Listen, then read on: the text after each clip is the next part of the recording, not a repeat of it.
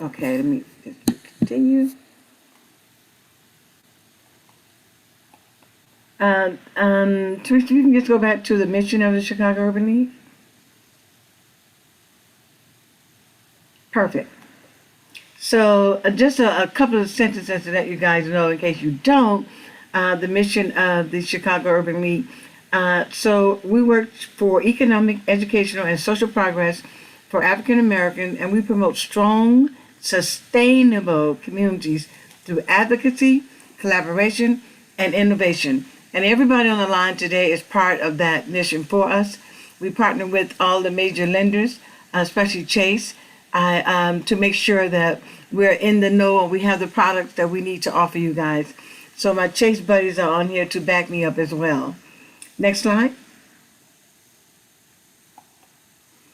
So what is Housing and Financial Empowerment Center? It's a big, long name, but what the heck does it mean? So the Chicago Urban League, we're a HUD-certified housing counseling agency offering free services to all members of the community to assist them with establishing or improving their credit as a necessary asset. And I put emphasis on necessary asset. We help people considering entrepreneurship and small business owners with free business advisory services and access to capital, including low-interest loans. We offer a variety of workshops related to financial management and entrepreneurship. Next slide. So there you are. As if you guys are really interested, but in any event, my name is Margaret Wooten. I am Vice President of our Housing and Financial Empowerment Center. And of course, we're the Chicago Urban League, located on the south side of the city, 4510 South Michigan Avenue. And our phone number and our website is listed there. I encourage each of you after this presentation to go to our website to learn about all the various programs that the League offers. And as much as we possibly can, most of our programming is offered free of charge. But that's because Diane and Kimberly helped me to make sure we get money from Chase to make sure we can offer it free. So go to the website and look that up. Next slide. We have, four, I've added a staff person. So actually we have 4 staff person on staff now. And we've added an intake worker. So we have Cynthia Hubbard. She's our foreclosure counselor. I pray you guys never need it, but if you do, we do have it. Pamela Stalling is the pre-purchase counselor. And Deirdre Beaver is our rental housing counselor, as well as our program manager. All of our counseling staff are HUD certified. And again, if you're not familiar with that, I want you guys to look it up. Make sure you know what that means, because a lot of counseling agencies offer counseling, but not all of them offer HUD certified counseling, and there is a difference. Next slide. So, to get into the presentation a little bit, we partner with Freddie Mac because Freddie Mac has an awesome credit tool to teach you guys, or to really help you to learn all about credit. So we invite you to go to creditsmart.com and look at that presentation and go through it and learn all the stuff that you can about a credit going forward. So next slide. Let's talk about some information that's on your credit report. So there's identifying information on the report.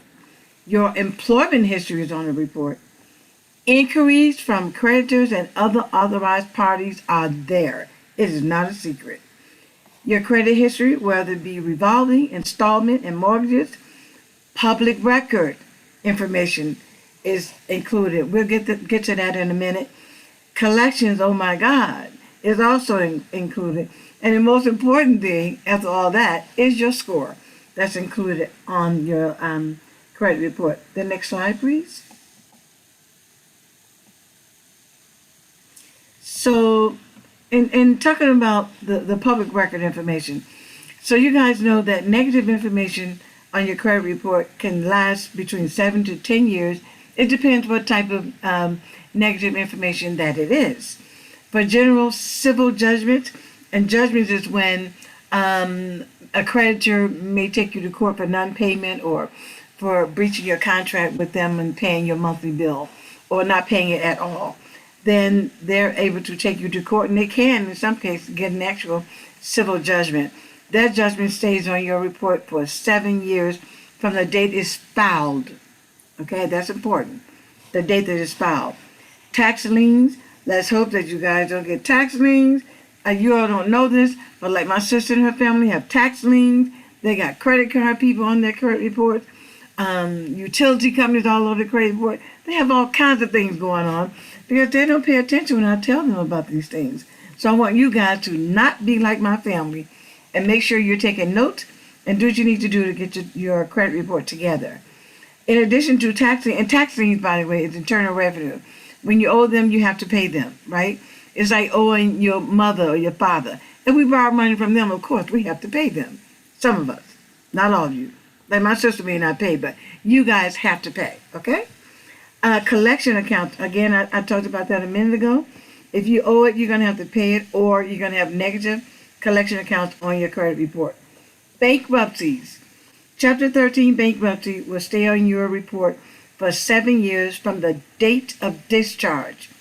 Not the date that you filed, but the date of discharge. You guys got it?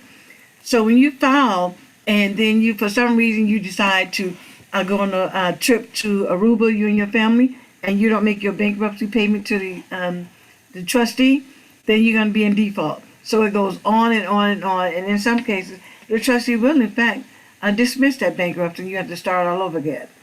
So I think that's probably why they do it from the date it's discharged, because sometimes we do things a little weird. So when you're in bankruptcy, if you're in bankruptcy, let's pray not. Make sure you understand that it's only discharged from 7 years on the date of discharge, not filing. Make a note of that. Chapter 7 bankruptcy, on the other hand, stays on your report for up to 10 years, or I should say 10 years solid, not up to, but 10 years. And a more, when we have more time, we'll give you guys follow-up, and we'll have more time to go into these in more detail. But today I don't want to take up all my friends' time and my colleagues, so we'll get back to that, Teresa. We'll come back for that. Next slide, please. So let's talk about the components of your credit score.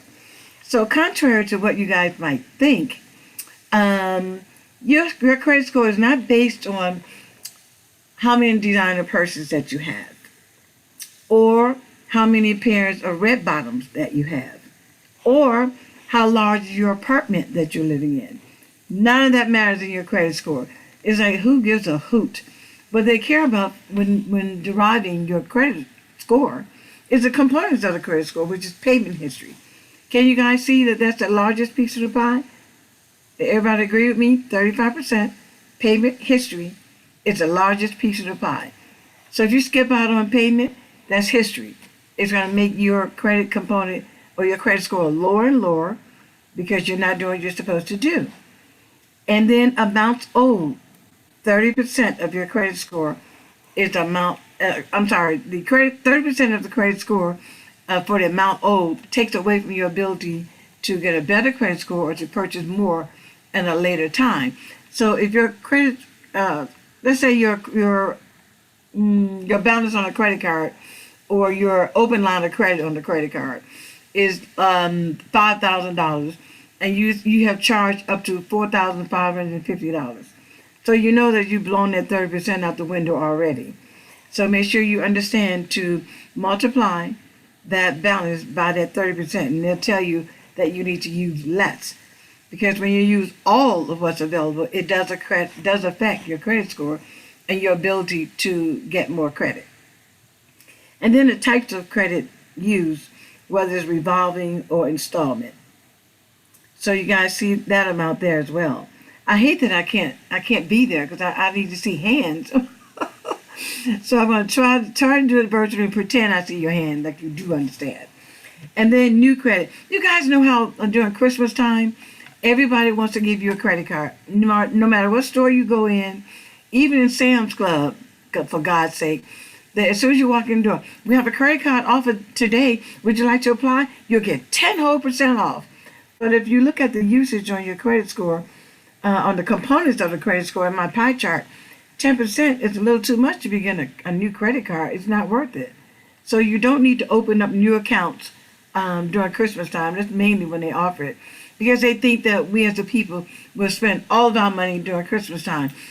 Unfortunately, they're probably correct, but we don't have to help them out in their study, okay? So let's skip that and stop doing that. And let's not do the new credit.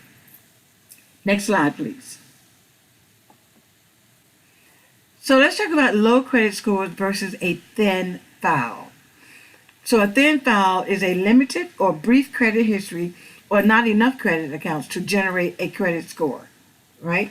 So now there are some ways that the FICO and Advantage and all the other credit bureaus are starting to deal with different types of ways to garner up a credit score for you. I know that in some cases we're able to utilize our rent payment. Some of y'all might not want to do that because you know your rent payment habits may not be up to par. So if you know it's not up to par, don't give that up as a way to use or usage to get you a bigger credit score. So don't bother it. If you know you're not paying your rent, don't bother it. And also they're using your cell phone bills. You can use that because I found out one thing. Well, not for you guys, but just my sister and her family. If they don't pay rent, if they don't pay the light bill, gas bill, they will always pay what? The cell phone bill. They pay for that expensive iPhone. So make sure you guys take notes of that. Pay your other bills as well, not just the iPhone. But it does demonstrate your credit worthiness. Right. I'm sorry? Margaret. Uh-huh. Yeah. Also, when it comes to PayPal, they're adding that. So they have you make those 4 payments. If you don't make those 4 payments on time, PayPal is going to hit your credit now. That's just FYI. Oh, thanks, Diane. I appreciate that. We do need to know that too, because you know we're in the era of trying to stretch our dollars, and sometimes we will enter into the afterpays and the PayPal and all that to make sure we can get more for our money, so to speak. But when you miss a payment, you may have gotten more for your money in your house, but you jacked up your credit when you don't make the payment. So thanks, Diane. That's huge. So you should consider if you don't have credit at all, which is a thin file, or you haven't been able to demonstrate your credit worthiness, you can consider a small secured credit card or a secured loan.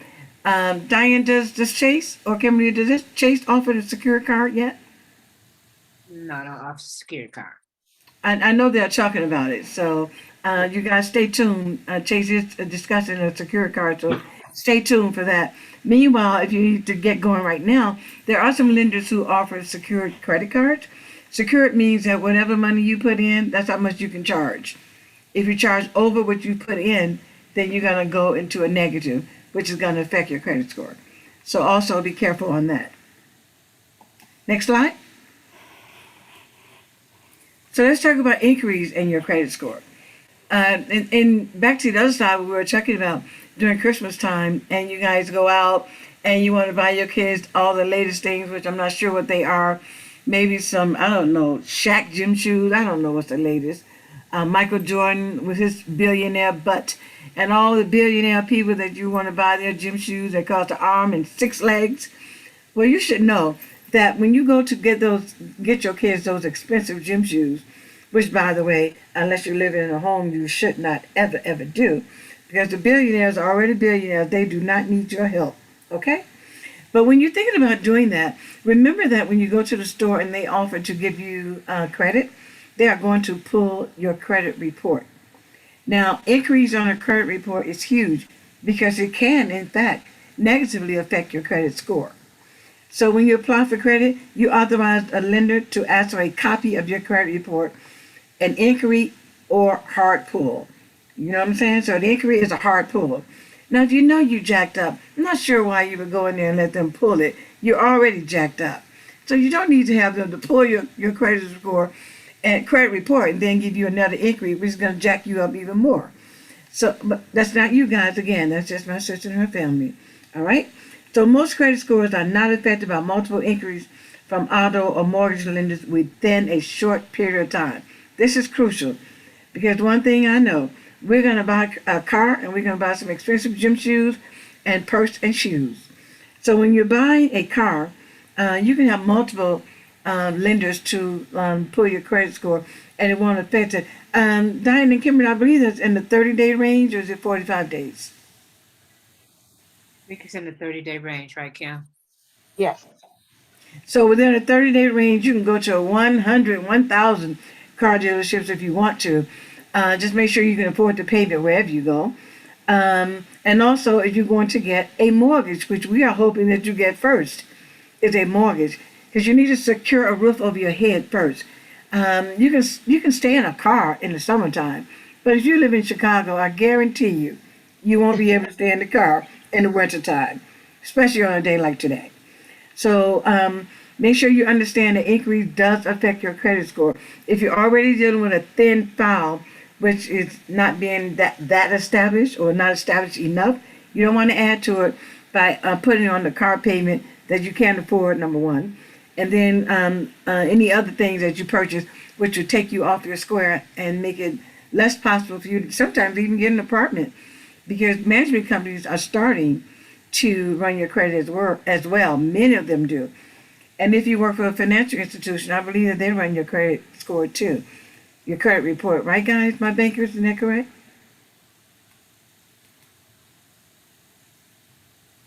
The banks run your credit. You have to do a credit report when you're applying for a job with the bank. Don't they run your credit if you're going to work with the bank?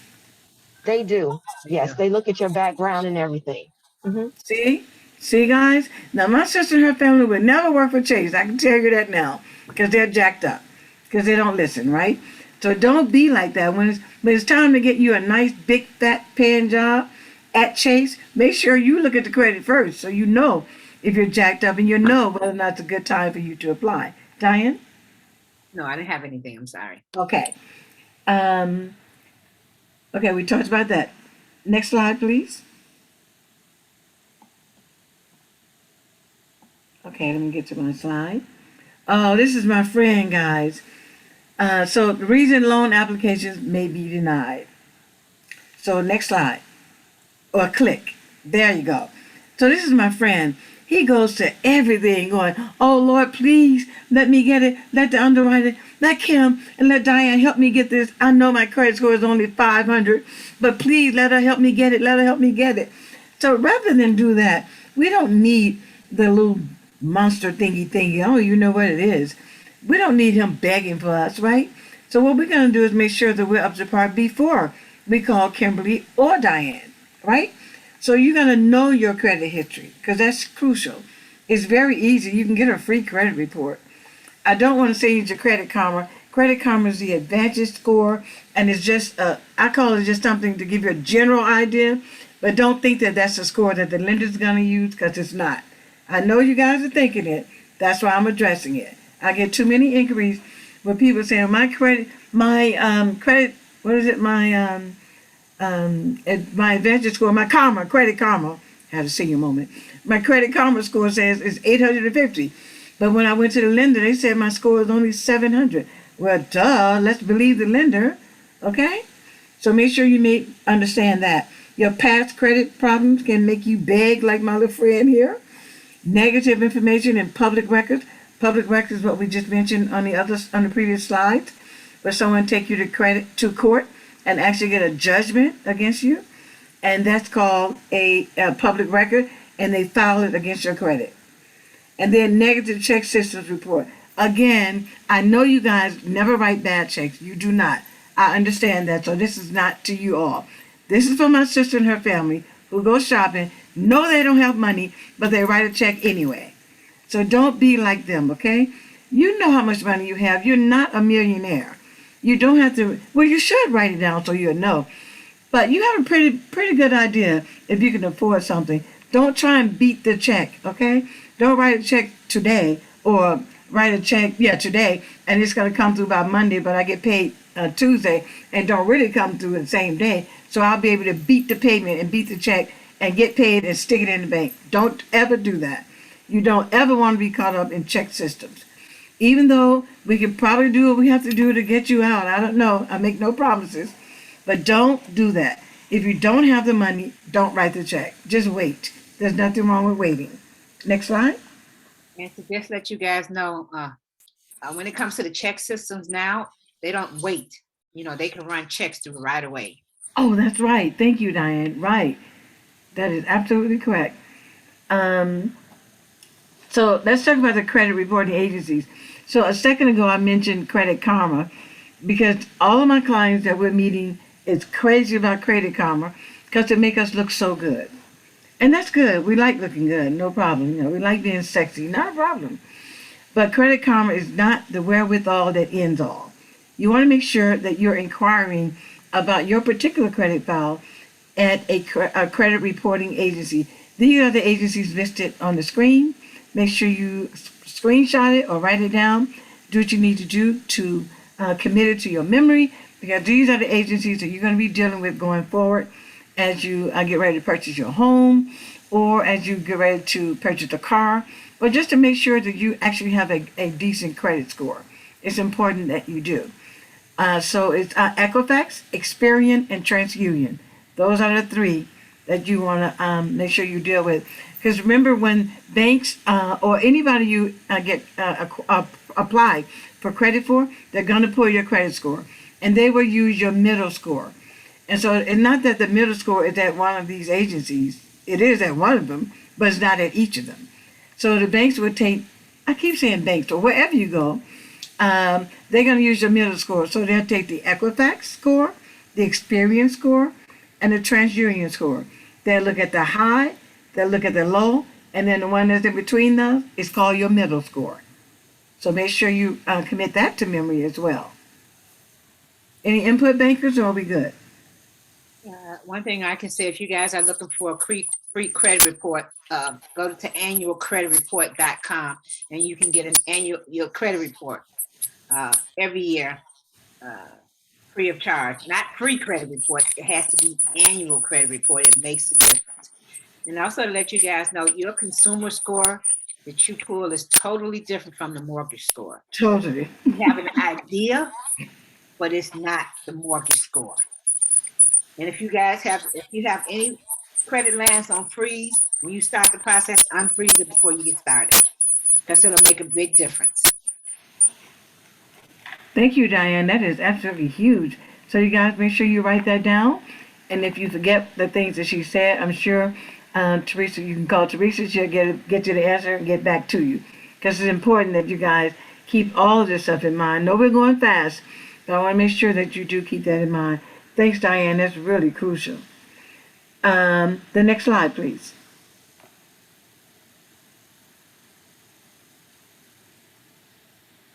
Budgeting. Oh, so the website addresses were listed on the credit reporting agency, so you can go there, and the phone number as well. You can contact them to if you're ever denied credit, you're also entitled to a copy of that credit report, so you can see what the reason that you were denied. Although most of us probably know, but it's good to see it in writing, because that'll make it a real actionable for us. Okay. So budgeting. Oh boy, budgeting. So budgeting is really is crucial to the success of whatever you're trying to obtain, right? And budgeting is not saying to yourself, now that I've purchased all the things that I need and want for this week, let me see what I have left over, and then you decide that's what you could work off of. That's not budgeting, right? So next slide. Budgeting means that you are going to track all of your expenses. Now you guys understand when we say all, right? So sometimes we only put light, gas, and 2 credit cards, rent, and no mortgage, and that's it. That's not enough. You have to track all of it. The one thing that we teach at the Chicago Urban League, we teach you how to track everything, even down to you just spent $300 on groceries, and that's easy to do. I spent $180 and I had 2 bags, so I was totally sick. But you after tracking your groceries, then you guys, sometimes we will stop because we're tired during the week. We'll stop and pick up a little quick dinner for the kids at McDonald's, or I won't mention Panera Bread. I spent a lot of money there for just soup. So I mean, so many places you can go, and you're buying all these things, although you've already spent all this money on groceries. So to help to build your credit score and to help you to learn savings, I'd like for you guys to consider, if you buy groceries, cook the groceries. Don't buy groceries and then turn around and stop at the fast food. Kim, did you have your hand up? Okay. So you guys make sure you do that. Jot down every single dime that you spend. Okay? Every single dime. I was so bad that I would jot down when I went to the soda machine. Why? Because it came out of my budget. You have to jot down everything. Oh, my pantyhose are ripped. I need to stop and get a pair. I would jot it down. It's important. You either get something, you guys have the iPhone with that fancy stuff. Set something up and do it. You can do a mint.gov. There's all kind of ways you can do it. And for older people like me, just keep your little tablet in the car. That's what I do. It's like this big. And then when I just write it down. But every night when I come home, I go through it and make sure that I include that in expenses that I have spent. But set goals when you're doing your budget. You know you're trying to buy a house. You know you need at least 5 or more % down on whatever house you want. Because it's important you understand how much house you can afford. And the same thing goes for rent. Although please understand, in most cases, rent is much more expensive than a mortgage nowadays, unfortunately. So it behooves you guys to set yourself up to save for a mortgage down payment. So make sure you're tracking it and be realistic about your goals, right? Don't set something up where you know you're going to fail, but don't set it so high so you can put in little things that you really don't need. Because now it's time to get serious about your credit report, credit score, and your savings. Create that savings goal, okay? 6 to 12 months of household living or household expenses is your goal. If you have to start at 2 months, start there and then go higher and higher and higher. You need this for living expenses, after all. You need to know. Everybody with me so far? Okay. Let me go down. And so now that you know that, you want to know where should you start. So you need to meet with a financial coach to review your credit report. You need to maintain 2 to 3 active trades I apologize for that. 2 to 3 active trades, and then it made me lose my spot because I'm old. Including 1 installment and 1 revolving. And you guys should know the difference between installment and revolving. Revolving is a credit card because you can pay over and over and over. Pay, charge, pay, charge, pay, charge. Installment would be your car payment. Pay or else. So I hate to say it like that, but I like to say it anyway. You should pay all of your credit card bills on time, not even 1 day late. And you know one thing that we have to understand about paying credit cards? Being late is relative. So your credit card statement might say, Ms. Boulton, your payment is due on February 17th. So if today I notice, oh, this is the 17th, I better pay that bill when I come home from work today. But where I'm paying it to may be hours ahead of where I am. And this is why you should not wait till the due date on the actual credit card, right? Because you don't know where it's going to. And don't play with that like you just know what time zone you're paying into. Try to pay it a couple of days ahead of time. When you're paying your credit card, don't make the minimum payment either. Even if you have to pay $5 more, do that. But you got to be on time, not even 1 day late. And don't forget that day could be today in another time zone. Don't open credit lines frequently. When you do that, remember what the earlier slide said, inquiries will hurt your credit score. Keep your credit balances at 1/3 or less of the credit limit. And I would say if you're trying to go into home ownership or if you just want to increase your credit score, adhere to that 1/3 rule because it really will boost your credit and give you a nice credit score. Don't close your older cards because that's history. You need to have that history. Hopefully it's good history, but don't close those cards with that good history because you need to keep that available for the potential lender to see. Relationships is valuable to your score. Okay, so lengthy relationships is valuable. You should view your credit report as your financial resume. You know what I mean? And act responsibly. You're entitled to a credit score, as Diane has said, a credit report, once every year or whenever you've been denied credit. And you can also get a credit score while you're at it. Okay? And we're at Q&A. Teresa, I don't know if you want to do that at the end or... Oh, I forgot one. I'm sorry. I want you guys to share your knowledge. That's important. Okay? Especially in the household. Some of us were lucky enough, or I should say blessed enough, that parents sat down with us and said, we're paying this and this is the checkbook. We have this amount, we're deducting this amount. I can assure you that didn't happen in my household because I'm too old and they didn't do it back then. So if you're younger, share your knowledge with your family, your BTU at church, your Sunday school, your Bible study. Share it with everybody that you usher board. Share it with everybody so that each one of us can reach one and help to get this credit in order. Teresa? I want to say So, something. thank you so much, Margaret. There's a couple of things I want to add. Number one, and the most important thing is Margaret's sister needs to attend this class. And her family. And her family. All those bounce checks. Okay. Also, credit concerns. Some of you may have them, some of you may not. I actually attended a workshop at the Chicago Urban League back in the day when we could do it live and in person. I took my daughter-in-law because I wanted her to learn about credit. And we attended, I think it was maybe a 3 or 4 day workshop and got all the information we needed to get good, healthy credit scores and own our homes. So Margaret, I wanted to ask you to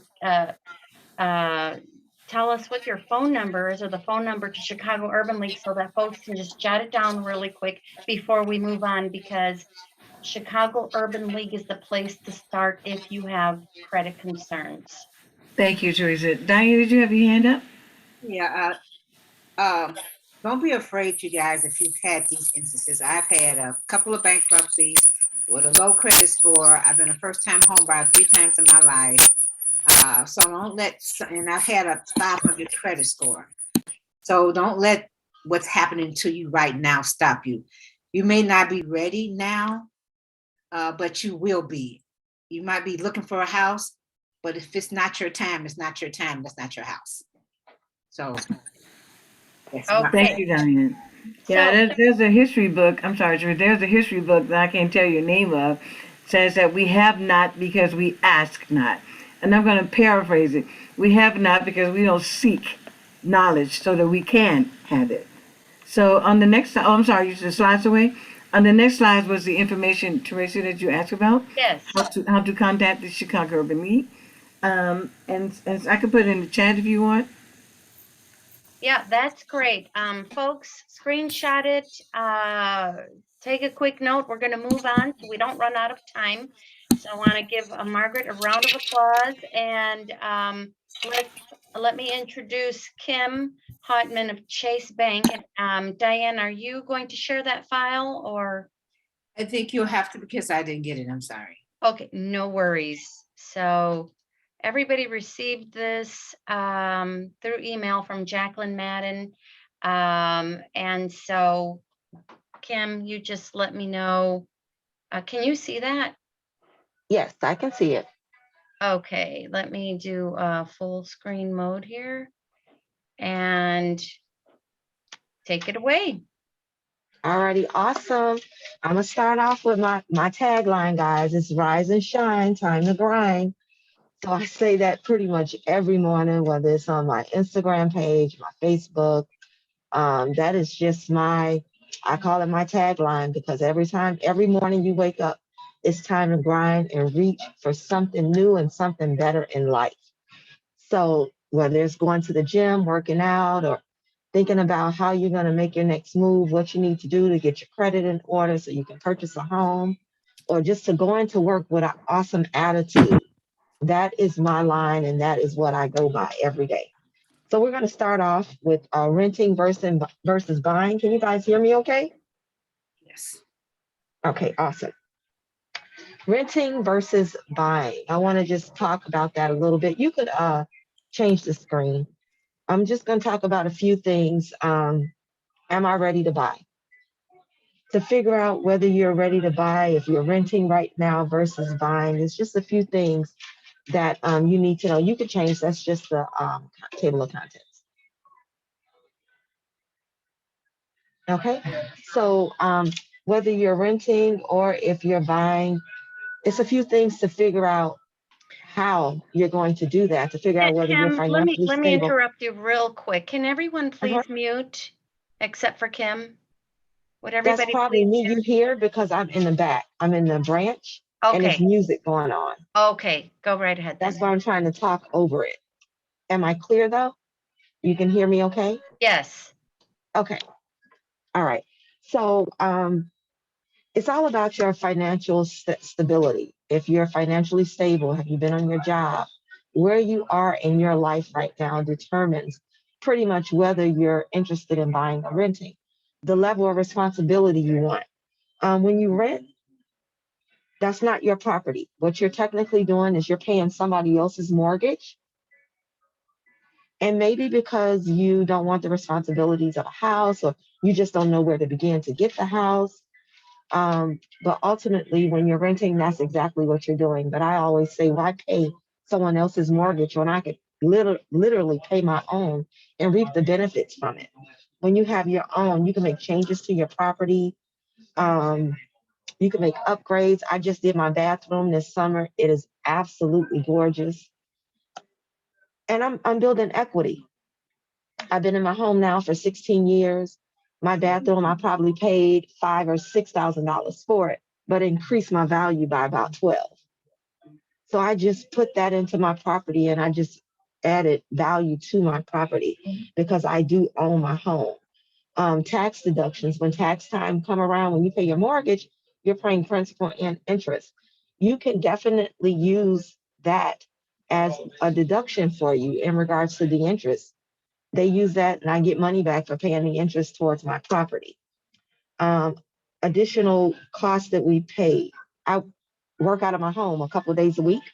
I use that to write off on my taxes as a loan originator. So, when you're a homeowner, you could do certain things because that is your home. As opposed to renting, the only thing you're technically doing is paying their mortgage, and you're paying a little extra because they have to make money off of the mortgage. They have to make their cut as well. That's the purpose of having investment properties, so you can make money. Can we switch the screen, please? If you want to switch the screen. Um, keep switching. I'm on housing needs. Do you see that? Is that the screen? No, I don't. I Okay, don't see let me it. stop. Let me stop sharing something. We're having a technical difficulty here. I think I'm delayed. Okay, I I see it see it now. over It's just here. a delay. You see It's a housing needs? delay. Yeah, I see it it. was a delay though for me. Okay, It sorry didn't about pop up that. right away.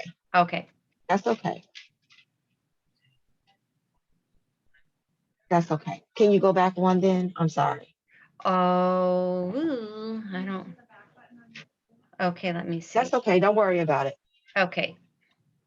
I've done this so many times. I wanted to actually, before we got to the housing needs, I wanted to talk about the cost of home ownership. Okay. I wanted to just well, we can do this. I'm sorry, I won't do that. I'll keep it, guys. So since she's showing it, this is what I'll go over. Housing needs, the size of the house. So this here is just write down, this workbook is for you to use to make your notes in. When you're searching for a home, figure out what it is you want. Okay. If you want a townhome, a single family home, if you have kids, you want the best school district, figure that out. If you want 3 bedrooms, 4 bedrooms, 2 baths, 1 bath. For me, I wanted a brick home. I had one child. I have one child. And I did not want my garage attached to the house because I had a latchkey kid. I wanted to make sure that that bus driver or my neighbor saw her going in that house. And I didn't want anybody to be hiding in the garage or anything, so that she would be in there on her in the event, I wasn't there. She had to go in the house by herself after school.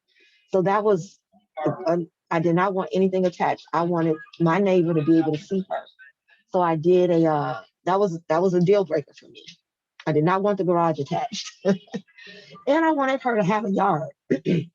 So I wanted to have a nice backyard for her to play in. And normally, when the garage is attached, it's on the side of the house, it's in the back. People can't really see the way my house is set up. I have neighbors on both sides and in the back. So everybody was able to see her. And I had to get to know my neighbors, the two ladies on the side of me, and they were awesome. So just know what you need and what you're looking for. The commute to work. I was off at every expressway where I am. I could jump on the 294. I could jump on the Bishop Ford to be able to get to work, and it was absolutely no problem. So those are just a couple things that you can figure out when you're going to search for a home. You can go to the next screen. So the cost of home ownership. We have some one-time fees for you. I just want to make sure that everybody's clear. This is just a one-time fee. It's not like you have to pay it throughout the mortgage or throughout the term of your mortgage. Your down payment. Miss Margaret talked about savings.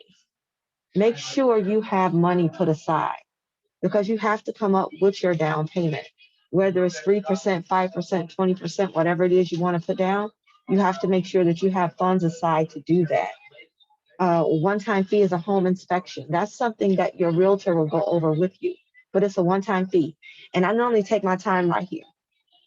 I suggest everyone get a home inspection. That is different from an appraisal. The mortgage company takes care of the appraisal. The realtor, Natasha, one of my buddies that I work closely with, she has the best inspectors ever. They look at the body of the home. Okay, they are checking the foundation. They're checking the roof, the pipes, the electrical. Not how the house looks. They don't care about that. What they care about is the meat and potatoes of the home, is what I call it. Because if that foundation is cracked and you buy that home without having the inspection done, I can guarantee you, if you're buying a new home, you don't have enough equity in it to pull out to get the foundation fixed. And that foundation fix is $12,000 plus. If you have a bad roof and that roof starts leaking within the next 2 years, I can guarantee you're not going to have enough equity in that house to pull out. And to get a roof on a home is well over $8,000 to $10,000. So those are big ticket items. And that's why we suggest you have an inspection done. Okay. Appraiser, they looking at the size of the property, making sure it's in good condition, and they're comparing it with other properties in the area to see what they can tell you the home is worth. But that is also a one-time fee. Termite inspections, origination fees, closing costs, all of those are one-time fees. But I like to take my time on the inspection so that you know that it's just crucial that you have an inspection done when you're purchasing a home. Can we go to monthly? Can I say something about the inspection, Karen? Absolutely. Yeah, when it comes to the inspection, don't go to Uncle Joe who rehabs houses because he's not. Just to let you guys know, Absolutely right. it has nothing to do with friendship. This is business. Let your realtor, connect you with one. He might, like I said, he might do the wiring in the house. He might do everything in your mom's house, but don't go to him for this. He wants someone that's licensed and bonded. Sorry, Kim. That's okay. That's okay. In regards to monthly fees, this is a monthly expense, okay? We do a mortgage over 30 years, 15 years, 20 years, whatever you decide to do. We'll talk about debt to income down the line and setting up your term. But your monthly expenses are always going to be your mortgage principal, interest, taxes, and insurance. Sometimes homeowners association, if you're moving into a condo, you have your monthly utilities. Normally when you rent, sometimes your gas is included. Well, when you're a homeowner, that's not included. You have to pay your own gas bill, whether it's People Gas or Nicor Gas. Maintenance, another deal breaker for me. Yes, I wanted a house, but I also knew that I was not the outside girl. I knew I was not going to cut the grass, and I know that I wasn't trimming no bushes. So when I moved in my house, I literally met a guy. I love him. I call him my outside husband. He take care of everything. I don't do anything outside. When we have heavy snow, he come, he shovel the snow for me. He shovel my driveway. He clean my gutters. He cut my grass. He trim my bushes. He does my landscaping. Kim, can you refer him to me, please? Absolutely. He paint my shutters for me. I love that man. I love him. He's been with me for 15 years. 15 years. Every year he take care of me. But I'm okay with that. I work extra to make sure that I have money set aside just for him because I know that that's something that I need. You're going to have your monthly expenses in the event if something happens with the plumbing or with the repairs. That's something that's a monthly expense. You have to do the upkeep of your home. Just like when you're renting, you want your landlord to keep the property up. Now your own landlord. You have to keep your property up. Okay. We can go to the next one. Okay, I'll move on to the next one. I'm going to give you a 5-minute warning just so that Natasha has time to present as well. Okay. Thank So let's do this. I'm gonna skip a little bit then. How about this? Why don't we go down to the credit because it was something I wanted to touch on there, Okay, and tell then me I'll when to talk stop. about. Yeah. Okay. Yep. Keep going. Keep going. Right here. No, go to the next one. I'm not gonna harp on this a lot, guys, but what I will tell you, you can go to the next one more. What I will tell you is that this is the range of the scores, and we look for a credit score of 620 or better. We also have something out there to help you gauge your score. It's called Credit Journey. That is a Chase app. The app is free. But again, that's a consumer score. But I love it because it's like a simulator and it helps you figure out what you can do to increase the score. Again, it's called Credit Journey. And you guys don't have to be a Chase customer in order to use it, just FYI. One other thing I'm going to talk about the credit. Do not close out your credit cards. You can pay them off, but don't close it out. When you close it out, sometimes it makes the score drop. Do not max out your credit cards. The card has $1,000. Try to keep the balance $300 or less. Okay. Those were the couple things I wanted to talk about because Miss Margaret touched on the credit excellent. She did an awesome job with that. What about If we Chase can go, credit scores, Kim? Just asking. What Chase credit the, scores? I 620 is our minimums that we look for. We have a program for that. 640 pretty much puts you in the range where we can do a little bit of everything. Okay. But if you need help getting up to that score, we're here as their partner to help you get up to Absolutely. it. We do use the Chicago Urban League. They have a credit counseling, and I normally refer you over to Pamela Stalling Yep. for that. Yep. Okay. Great job. Can we go forward a little bit because I only have 5 minutes. So let's go. We can go forward. She talked about paying the bills. Yeah, we can go forward there. How much can I afford? What we do is when we pull your credit, we look at your income. I'm getting the feedback, and we do debt to income ratio, and we'll figure out how much home you can afford by looking at your income. So that's why we do ask for your pay stubs and your W-2s so that we can work that out for you. We normally look at your debt to income to make sure that you are not maxing yourself out. Okay. Because we don't want you to be, how do they say, house poor? I mean, yeah. What is it? House poor? Have all this house, but not enough money to pay for it. So we try to put you in a situation where that is not the case. Can we go to the next one? I'm just going to jump on through it. We don't need to talk about that. She already talked about that. Let's talk about the down payment. Chase, when you buy a home, you do need a down payment.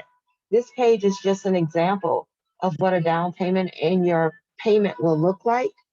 But for Chase, I can tell you now, for our VA loans, we have 0 down payment. Our Chase program is 3% down. If it's a FHA, it's 3.5% down. And if you put 20% down, there is no MI. Okay. So for this as an example, It looks like they're putting down 10% on $100,000 home.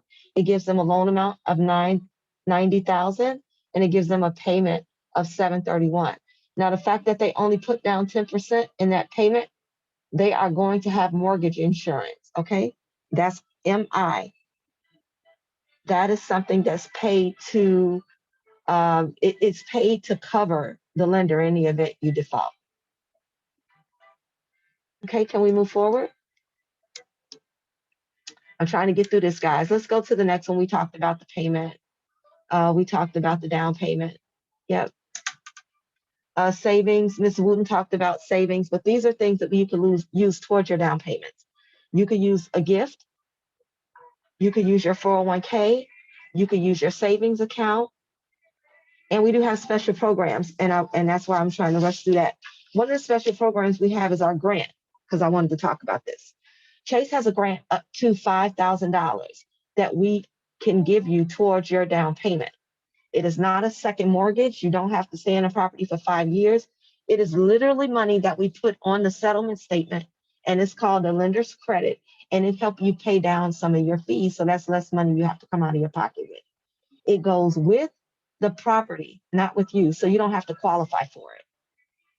And if you qualify for our Chase Dreammaker, what we do is we connect you with Pamela Stallings or Margaret Wooten, and you take the home buyers course. You'll get $5,000 for the grant. You'll get another $500 for the course. And if you use Natasha, which is one of our Chase agents, for up to 45 days after you close, we'll give another $1,000 for using Chase as your lender and Natasha as the realtor with me. So those are some of the down payment grants that we have. We also have a VA grant as well. Okay, that's up to $2,000 that you can partner with the $5,000. I just wanted to make sure that I got that in. And Kimberly, they can also layer their down payment with the various city, state, and county offerings that's out there. So in addition to Chase, Chase also allows you to layer your down payment and closing costs. Yes, but only with some of them, not with all of them. So it Right, has but to be take your qualified. chances. Let them Yes, alleviate whichever one's not, but you try to get right. all you can. But Kimberly Absolutely, got you through absolutely. that. But Yes, to know what you can get and what's available to you, call Margaret. Start with Chicago Urban League. They'll tell you where to get the money.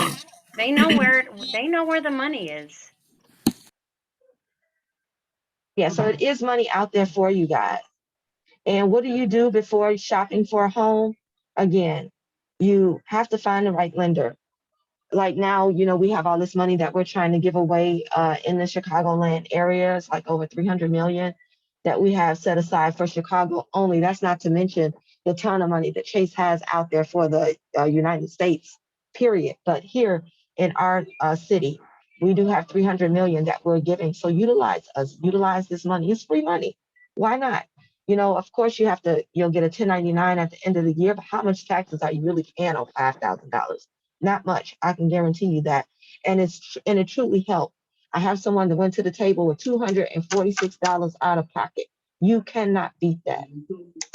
So, Kimberly, is there anything else that is, everybody received the booklet? So we encourage you to take a look at that. You have some resources here with Chase Bank and with Chicago Urban League. I want to give Natasha the stage so that she has enough time to talk about this journey from a realtor's perspective. Is there anything else, Kim, that you wanted to No, address before we move on? no, that was it. I do one thing. Okay. Mhm. We have VA grant for $2,000, just FYI. Okay. That's awesome. Well, with that, I'm going to introduce Natasha Smith. She is the wonderful realtor who has agreed to participate today. And Natasha, go ahead and take it away. Okay, can you hear me okay? Yes. Okay, good morning, good morning, good morning. Thank you for inviting me. Kim is my longtime partner, so thank you, Kim, for referring me. We have known each other for 20 plus years. We do a lot of charity work, so she just I love working with her and we get the deal done, but enough about that. I'm going to share my screen. Can I pull up my deck? Do I have? Yeah, Okay. yeah, go right ahead. Okay. So you're all going to see a bunch of stuff. Just kind of ignore that until I can. Okay. Give me 1 second, you all. Okay. When you all can see the screen, let me know. I'm going to go right to the presentation. Okay, not yet. Not yet? It's thinking about it. Yeah, it should be. Okay, you all don't see anything on the screen? It just, it's Okay, it says scrolling. I'm sharing. Yeah, No, nothing? I see your picture now, buyer's guide. Okay, awesome, awesome, awesome, awesome. Okay, if any notifications pop up, just please bear with me. I don't know how to take them off the screen when I'm in presentation mode. Not that tech savvy. Again, good morning. We are so blessed to be here. You all have a wealth of knowledge. So if you all did not receive the buyer's guide via email, please request it. The host has it, or you can email or text me if you're not working with a realtor. Let me put Let me that ask out everybody there. to But mute. Let me ask everybody to mute besides Natasha. okay, so just a brief introduction about me. I am Natasha Smith. I am a realtor. I have been a realtor since 2006, right when the crash. I stopped and came back. But I have been a full-time realtor for over 5 years now, but I have been doing sales and marketing in the real estate industry for about 15 years. So I've seen a little bit of everything, and I love working with first-time home buyers. So here's my information. And if you need me to put it in the chat, I will be more than happy to. So I'm not going to read everything verbatim. I'm going to give you the highlights, because what this is supposed to do is just give you a teaser. If you're not working with a realtor and you would like for me to work with you, then I do a buyer's consultation with you. And just like the ladies prior to me who gave you a wealth of knowledge, I take you through every step. So you're going to get this overview with me today. When you're looking for a home, it can be very overwhelming. So we're here to help you with the process. We're here to give you knowledge. We're not here to make, pick the home for you and things of that nature, but we're here to make sure that you're getting what you're paying for and that you're getting a good service and that we represent you throughout the transaction. So always ask questions. No question is a dumb question. If I don't know, even with my experience, I have a broker managing broker who can help. So always ask questions. Don't feel like you're bugging your real estate professional. We've done this hundreds of times, and pretty much once we're working with you, I'm like a home whisperer. I can kind of read your mind once I have walked the property with you. So let's get into it. And I'm excited that you're looking for the home. So here's where I want you to take notes, screenshot, because this is going to give you the overview of what we'll be doing together. But what I want to say, when it comes to your lender and your realtor, we do a lot of stuff behind the scenes. So don't just think that we just go and show your house, we write a contract, and we're not working on your behalf, because we are. So 1 and 2 can kind of be interchangeable. A lot of times, if someone goes directly to Kim, then they come to me second. So I don't sweat the small stuff because I know we work well together. But preferably, so that I can give you the best team, I ask that you select me first. Then we get your pre-approval if you don't already have one. Then you let me know what you want to buy, whether it's a single family home or multi-unit. It all depends on what you're trying to do. Once you know what you want to buy, then we start scheduling what's called showing appointments based off of the pre-approval amount. So with that, we're going to see properties. If you're wanting a 3-bedroom, 2-bath, and you are really firm on that, we're not going to see 3 bedrooms with 1 bath. We know that's, that's not your must have. That's a waste of time, and it's not going to fit your needs. Now, a lot of times, if you're wanting to upgrade later, like Kim says, then we can say 1.5 bath, and maybe you can add a shower later, if that's a preference. But when we go through the process, we're going to know that, and we're going to use our time to our best advantage. Once we know what you're looking for, and once we go start seeing properties, and you find the home that you absolutely love, then we write an offer and we negotiate the deal. Now, what I want to share with you, in this market, sellers are not really amenable. They're kind of firm, and the programs that Kim have are going to work wonders, because some sellers are not giving closing costs in this market, which is kind of a bad thing. They're not obligated to do it. Some will, some won't. So if we're at the top of your budget, that grant is absolutely going to help you. Once we write an offer and the deal is accepted, then we have an inspection. The inspector comes in and tells you if all your mechanicals are good, your foundation is good, your plumbing is good, your roof is good, and if there's anything that the seller needs to fix. And if you have questions, I will do, just a brief moment and answer them, or I can save it to the end, whatever you all prefer. So once we have the seller and we present them with what we need to have done, they either fix it, and most times they will, or they offer you a credit. For village inspections or for certain type of loans, unless you're getting a rental loan, then you absolutely want the seller to remedy all of the repairs. Once he says he's going to do that, once they resolve the issues, then we move forward. The lender orders an appraisal. If the value comes back good, then we're good to go. And then you finish up on your end as far as paperwork and things that Kim or another lender may need to get you what's called a clear to close. Once you have a clear to close, that means you've done everything that the underwriter is requesting, and we're just waiting on your day to close on your property. And again, any professional that you need to work with, I'm able to make a recommendation. So you have a team. You have an awesome team. Okay. Once you get a closing date, you close, then you move into your new home. Yay. I'm not going to talk much about this. Get pre-approved for a loan. What I will tell you is, whatever your lender asks you for, do it in a timely manner. It's absolutely critical, not just for you to be able to close on time, but so that we don't have any delays. Okay, so any other questions regarding lending, I always refer you to your loan officer, because I am a real estate agent and I stay in my lane regarding that.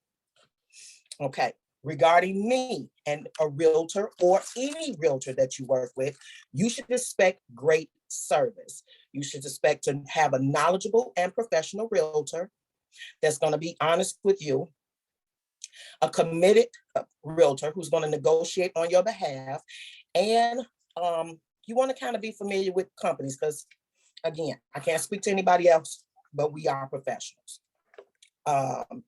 Realtors do preview the homes for you on your behalf. If you're in a working situation where you may be out of town, sometimes I FaceTime my clients, because I never want their homes to get off the market if they're really serious about moving.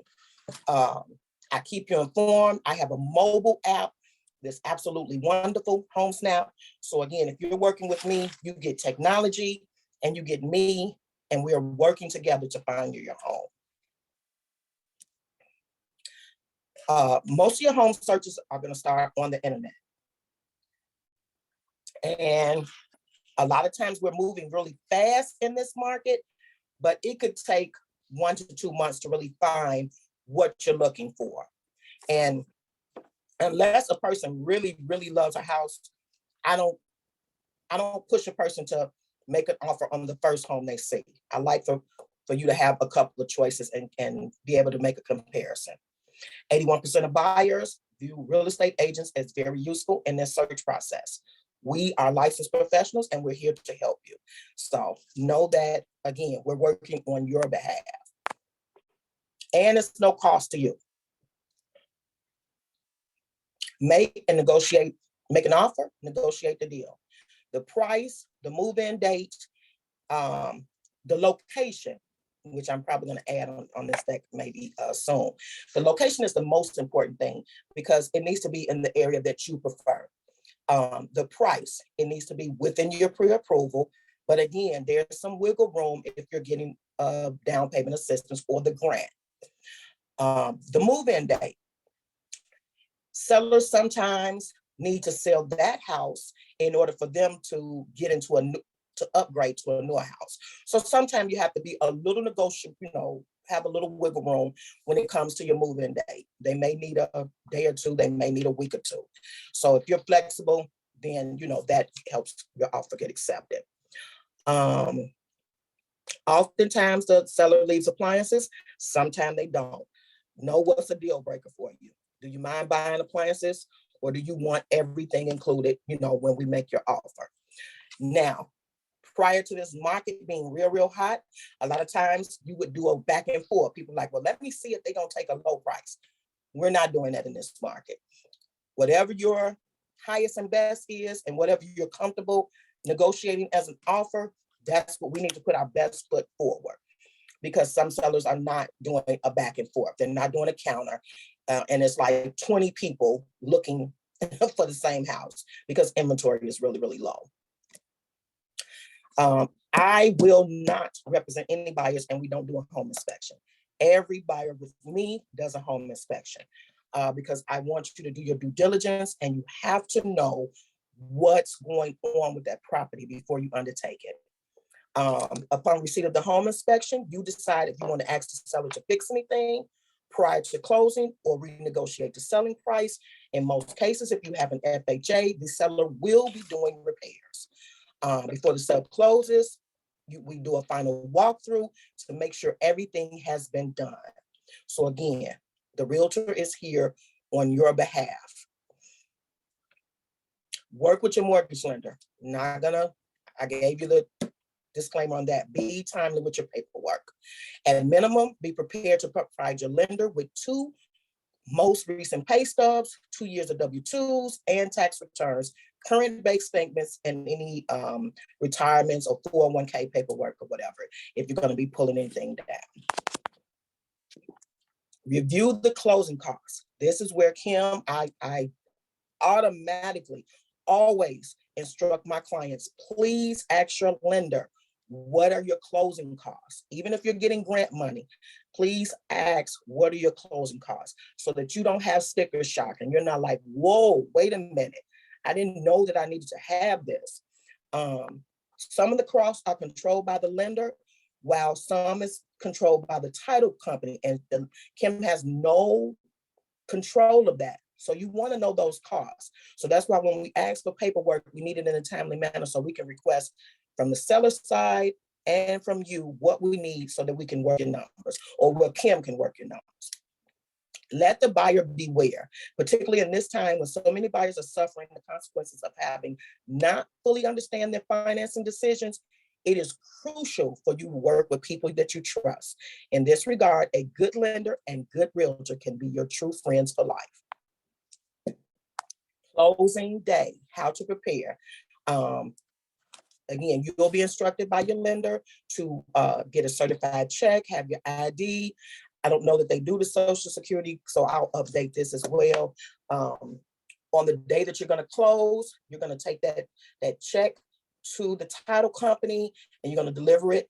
If in the event there's an overage, you may or may not get a check back at closing if they tell you to bring in, because sometimes they estimate the amount so that you have more rather than less, and you don't have to keep running to the bank or anything of that nature. At the end of closing, the deed will be taken and recorded at the clerk's county office, and it will be sent to you once they process it. So trust your professional. Know that, again, I have attorneys, inspectors, contractors, lenders, that we work with. So we all recommend each other because we work well and we know that the person is going to do a great job. So I normally give you a choice of people that you want to work with. I have more than 2 inspectors, but I give you 2, you call and you ask them, okay, well, and whoever you're comfortable with, that's who you book. I give you 2 attorneys, you call, and whoever you're interested in, that's who you book. You don't have to work with anybody I recommend. If you know somebody or a family member and they recommend, you can absolutely work with that professional. But we do have a team of people who can help you. Your home wish list. This is probably what you all want. So the price range, again, even though you're pre-approved for say 200,000, you may not want to be at the top of your budget. The area, I need to know the area that you want to live in. What type of home? Do you want a single family home or do you want a condo? The age of the property is going to kind of be what it is. If it's an older property that's been rehabbed, then the age is not going to really be a factor. How many square feet? How many bedrooms do you want? How many bathrooms? Do you need a garage? Does it need to be attached, or do you want to have it, in the backyard? What are the main things that you want? When we do your consultation, this is the wish list that you're going to give me.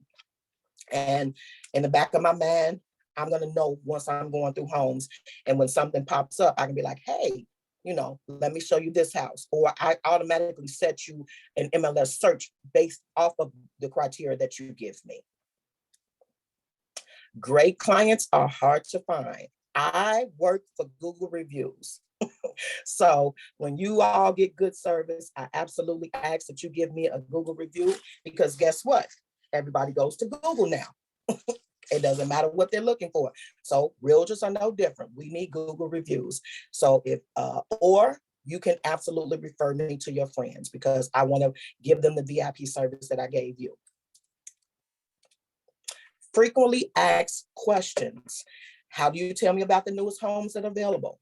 I have a mobile app, HomeSnap, and we set up an MLS search for you. And of course, which I will tell you, if you work with a realtor, just don't send them Zillow leads, because Zillow is not up to market. I don't speak ill against any company, but we have a realtor app, which is based off of the MLS.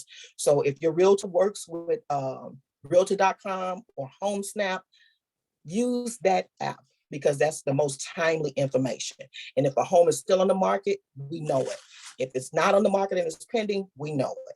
So Zillow looks like it's going to give you the best deal, but the information is not accurate for us. Once my offer is accepted, what should I do? Home inspection. The purchase of the home is probably the largest investment you will ever make. You should learn as much as possible about the condition of the property and a need for any repairs. Okay, so we reviewed that. Can I do the home inspection myself? No. No more explanation about that. How much of a down payment do I need? 3.5% for FHA, and Kim can correct me, 3% for conventional. So remember that you also need money for closing costs, moving expenses, movers, so you want to kind of, again, speak to what Ms. Wooden was saying. You want to have a budget and kind of keep all of those things in perspective. How does a for sale by owner work? Homeowners trying to sell their home without an agent representation are doing so in hopes of saving a commission. You don't have to worry about that. If you see a for sale by owner and you're working with a realtor, give your realtor the address and let them make the introduction and the showing, and then they can negotiate what the seller pays, because you don't pay anything out of pocket. Can we go back through the property again once an offer is made, but before possession? Absolutely. If we need to measure, inspection, walkthroughs, we can go back. Of course, if it's occupied with notice, and if it's vacant, we can still schedule an appointment based on your agent's availability. And that's it for me. Natasha, that was fantastic. You are wonderful. I really appreciate all of the information, as does everybody else, I'm sure. One thing I want to mention before we close, you all know how to get in touch with everyone who was on this panel of speakers. There's a very important 2 words that I want to say to you. It's generational wealth.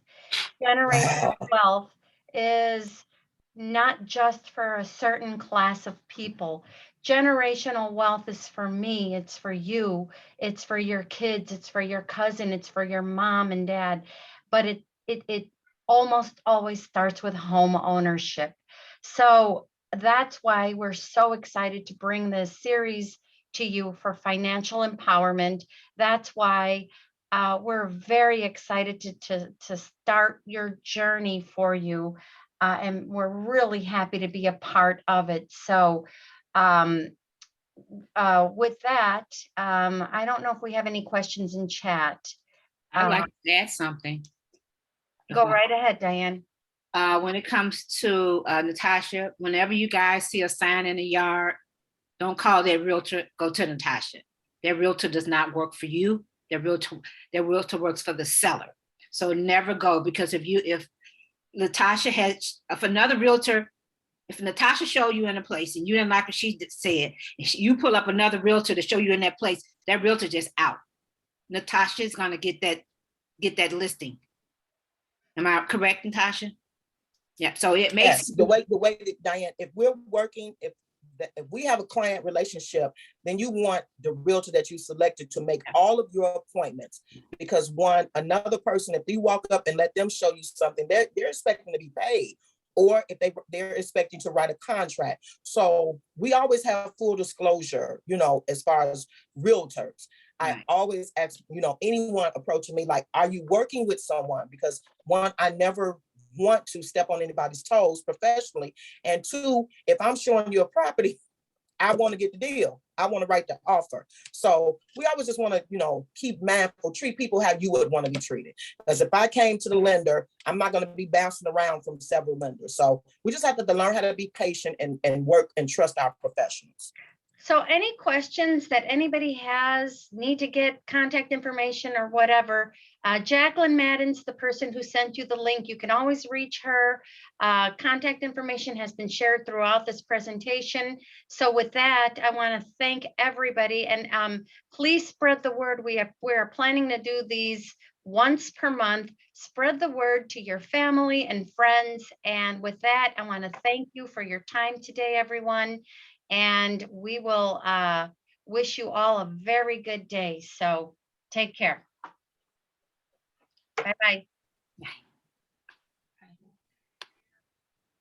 Bye, everyone. Thank you again. Thank you so much, you all. Good job, Natasha. Oh, thank you. Tim, nice job. Thank you. Bye, Kim. Bye. I'll see you later. Okay. All right. Bye, guys.